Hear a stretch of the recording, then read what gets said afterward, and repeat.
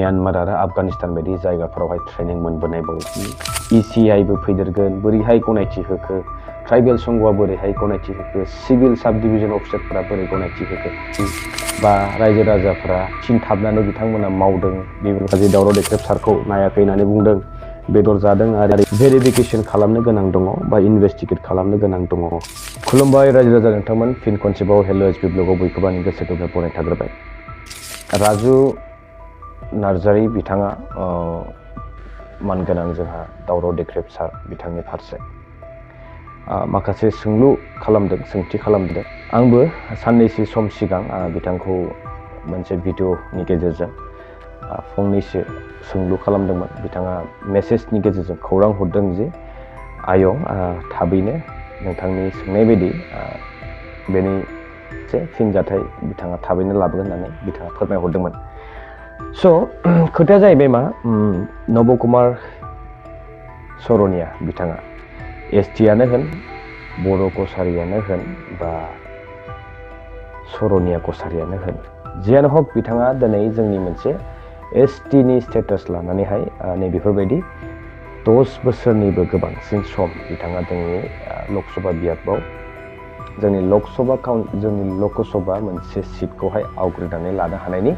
खाबु मोनगासिनो दं। स' नैबेनि फारसे सोरबा गोबाव समनिफ्राय नैबेनि फारसे सरकाराथ' बेखौ नाजानायाव गैखाया। स' सोरबा इन्डिभिजुवेल व्यक्ति सोरबा समाज सिबियारि बिथाङा गावनि रायजो राजाफोरनि थाखाय माबा मोनसे हारसिंहायनो बिथांजों लोगोसे सानैसो मानसिफोरा नै बेफोरबायदि हारिनि फारसे गावनि खामानि दामानि गारनानै दिनै जोंनि बर' माहारिखौ एसेब्लाबो रैखाथि होनो बा माबा मोनसे मोजां जागोन नामा होननानै बिथांमोना पार्टी दोलोखौ सिन्था खालामालासे निउट्रेल जानानै बिथांमोना नै बेफोरबायदि हारिनि फारसे खामानि मावनायावहाय नै बेफोरबायदि सानैसो सुबुङा माने मेगन साबाय थायो। प्रसेसा डिले जादों बिथांमोना गोबाव समनिफ्राय जुजिबाय थादों सोरखौबा ST स्टेटास मोनखानायनि उनावहाय फिन दानफिननांगौ आरो जाय बिथाङानो दिनैनि समाव सासे पार्लियामेन्टनि मेम्बार जानानै दङ। स' नै बेफोरखौहाय एथ' गोरलैयै सहजै बिथाङा जे जाजानो लुबैदोंमोन जे बिथाङा जे बुंदों रायजो राजाफोरनिफ्राय फैसाबो खांलायनानैहाय बिथांमोना नै बेफोरबायदि खामानिखौ मावनो आखायाव लानानै फोसावदों जेन माने गभर्नमेन्टआ बिथोन होनाय बायदि बा रायजो राजाफोरा थिनथाबनानै बिथांमोना मावदों बेफोरबायदि खोथा बुंदों जे जोंनो ओरै थोरै रां अनसुंथाइ हर जों ओरै थोरै मावगोन। मा फोरमायनो सानदों जोंहा राजु नार्जारी बिथाङा मानगोनां जेनेरेल सेक्रेटारि पिपल दोलोनि गासिबो बिथिङावनो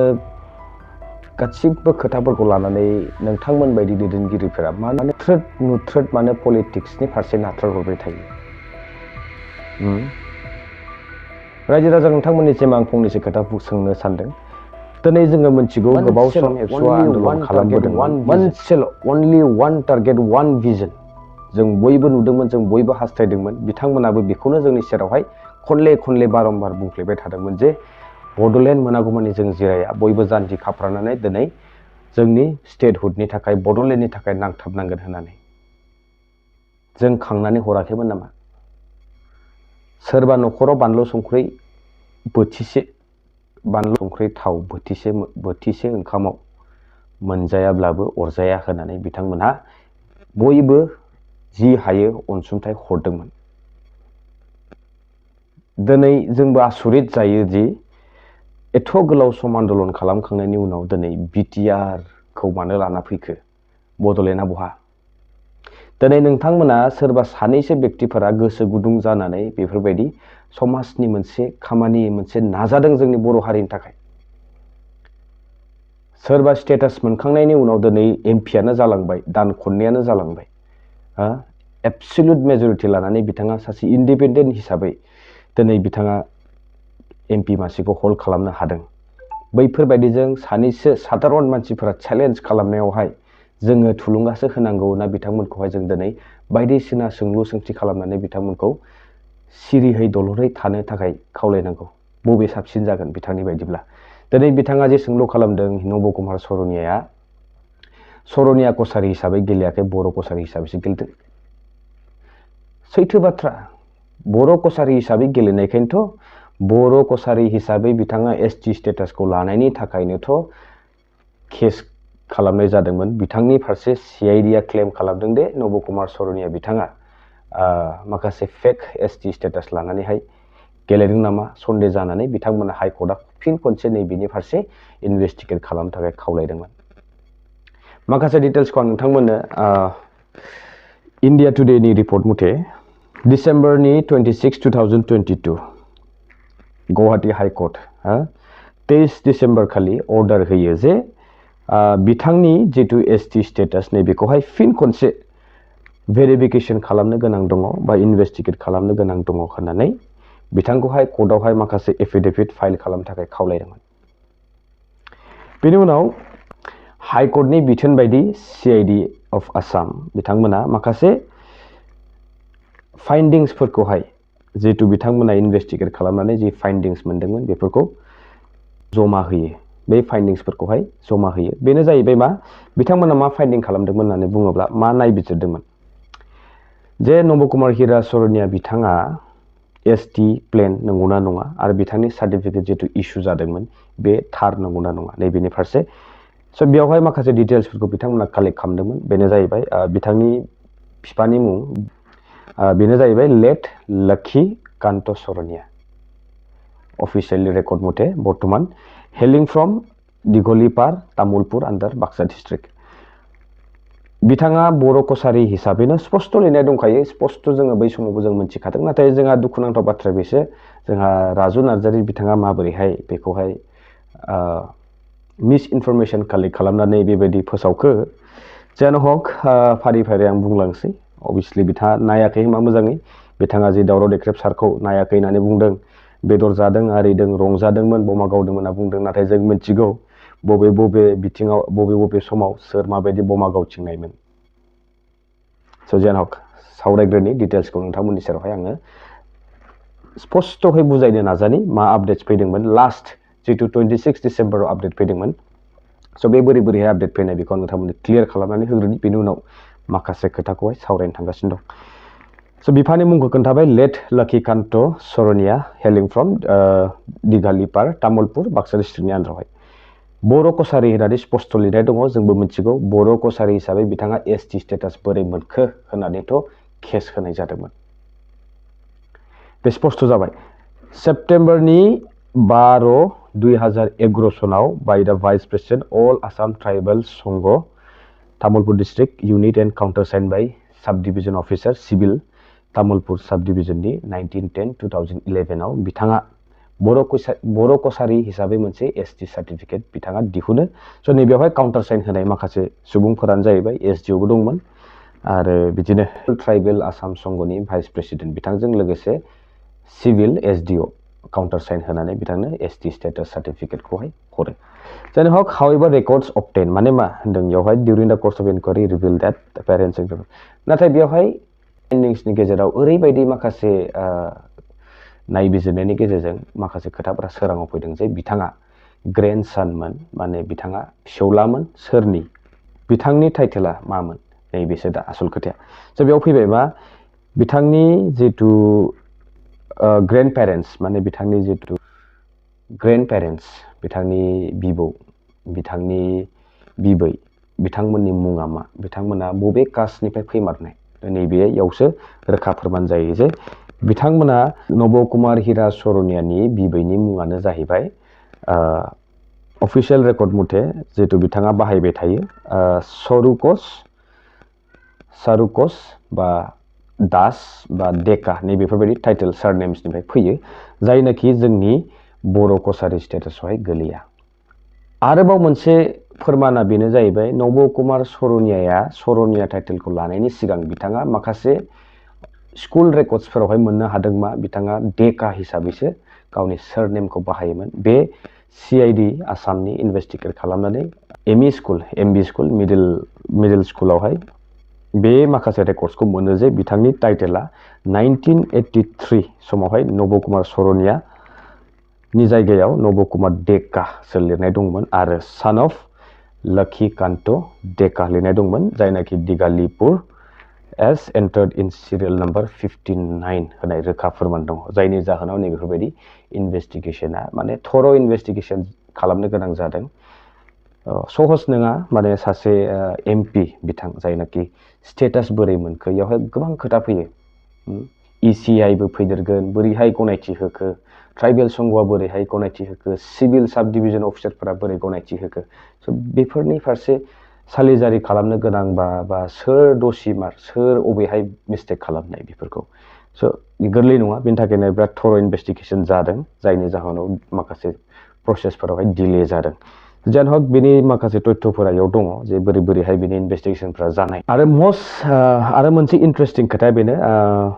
बिथांनि फादारा जेतु एक्स आर्मी जेब्ला बिथाङा माखासे सिभिलाव फैसिगोन सिभिलावहाय रिजार्भ बा रिकमेन्डेशनाव सिभिलाव साख्रि मावसिगोन अब्ला बिथाङा डिसचार्ज सार्टिफिकेट लाबोदोंमोन आर्मीनिफ्रायहाय बै समाव बिथांनि जेतु सिभिल एमप्लयमेन्ट बेवहाय डेटेड नभेम्बर 15 1980 सनावहाय मा रेकर्ड जादों बेवहाय बिथांनि कमान्डिं अफिसारनि फारसे बे आसाम रेजिमेन्टेल जेतु सेन्टार बिनिफ्राय फैनाय डिसचार्ज सार्टिफिकेटआव मा मेनसन दंमोन बेयाव क्लास अफ लेट लाखि कान्त दास सन अफ बिफानि बिफा माने नब कुमार सरनियानि बिबौ लेट सेला रानी दास होननाय दंमोन सेला रानी दास बिबै जानांगौ बियो लक्ष्मीकान्त दास सन of late Sela Rani Das was written as Assamese and sub class as Das होननाय मेनसन दङ बेयाव which shows that the parents of नब कुमार सरनिया were not बर' कछारिस होननानै रोखा फोरमायनाय दङ आरो on the other hand in the लेन्डनि जमाबन्दी जेतु हानि जमाबन्दी थायो नैबेयावबो मोनसे माखासे डिटेल्सफोरा रेकर्डेड दङ बेनो जाहैबाय नब कुमार सरनियानि बिमानि मुङा दीपिका दास बियो स्ट्राक अफ खालामजाखांनायनि उनाव आरो मा लिरनाय दंबावो बिनि सायाव सारु कच होननानै मेनसन खालामदेरनाय दंबावोमोन जाहैदों आरोना बेनि उनाव meanwhile another टाइटेल आरोबाव दंबावो जोबोद इन्ट्रेस्टिं आरो दंबावो टाइटेला मोनसेल' नङा गोबां दङ सारु Das was also given in the brackets below the name Deepika Das आसरित नङा होमबा moreover the interchange of titles surname that is गोबां समावनो माखासे टाइटेल्स सारनेम्सफोरा सोलाय सोल' जाबाय थादों बिथांमोननिया बेनो मा एखमबा दास एखमबा सारु कच एखमबा देका सनै बेफोरबायदि माखासे रेकर्डेड डिटेल्स नुनो मोनदों आरो जोबथारनायावहाय सरनिया होननानै बिथांमोना बेखौबो लादों आरो टाइटेलखौ बाय नब कुमार सरनियान फेमिलि इज अनादार कनसर्न स माखासे दास माखासे सारु कच माखासे देका स बेफोरबायदि सोलाय सोल' जाबोबाय थानानै लास्टआवहाय सरनिया थाफैबाय नाथाय सोंलुआ बेसो बिथांमोना जितु दास सरनिया देका लिरदों बेफोरो जोंनि जितु बर' कछारि बे कास्टआव गोलैना गोलैया बै सारनेम्सफोरा जोंनि बे ST स्टेटासआव फैगोना फैया नैबेनि फारसे बिथांखौहाय माखासे एफिडेभिट फाइलिं खालामनो होदोंमोन हाइकर्टनि बिथोन बायदियै स जायनि जाहोनाव जनकलाल बसुमतारी बिथाङा नैबेखौहाय चेलेन्ज खालामनानै कर्टआव केस होनाय जायो आरोना बेयावनो माखासे चेलेन्ज खालामनायाव सरनियानि जितु बिथाङा टाइटेल लादोंमोन सरनेम लादोंमोन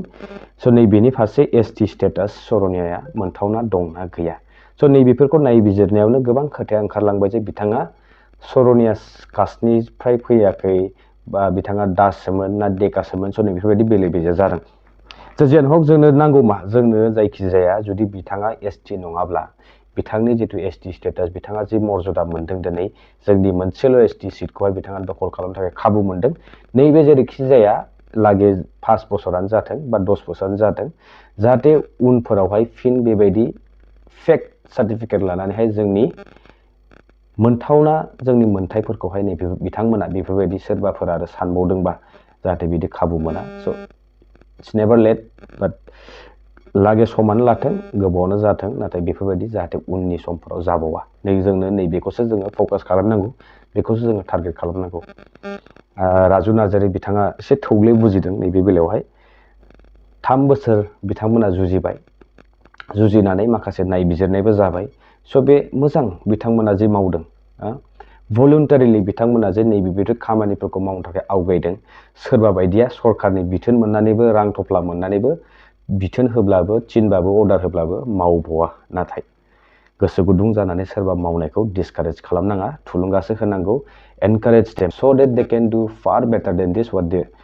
नैबे बैसोआवबो बिथांमोना जि मावदों बे जोबोद बाख्नायथावना होननानै आं बुङो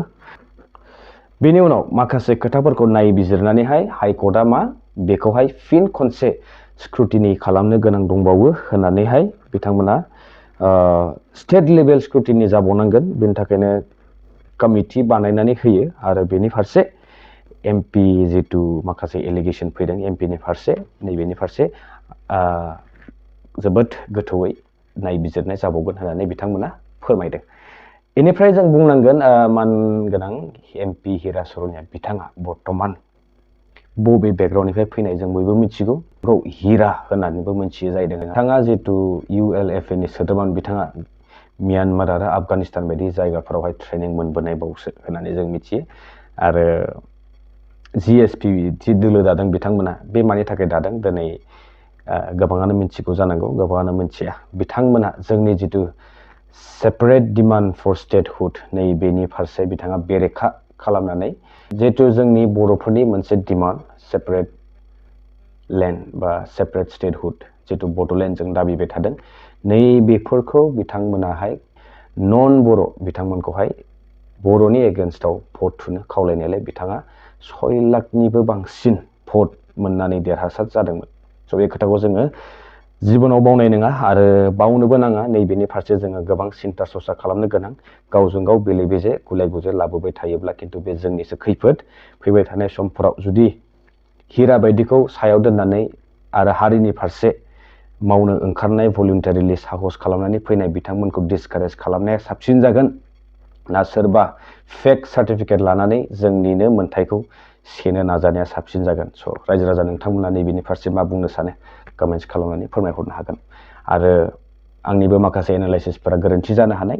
स' आंबो माखासे गुगोलनि थ्रुयै इन्डिया टुडे एनिनि माखासे जितु डिटेल्स दङ नैबेखौ लानानै नोंथांमोननि सेरावहाय बे खोथाखौ फोरमायहरदों आच्चा जियानो हक रायजो राजा नोंथांमोन भिडिअनि गेजेराव माबाफोर गोरोन्थि जाबाय बायोब्ला आसा खालामदों नोंथांमोना निमाहा होगोन होननानै आरो कमेन्ट्सनि गेजेरजों फोरमायहर जोङो सोरखौ थुलुंगा होनो गोनां दिनैनि समाव स' लोगो मोनसिगोन नेक्स्ट टाइम टिल देन स्टे ट्युन बाय बाय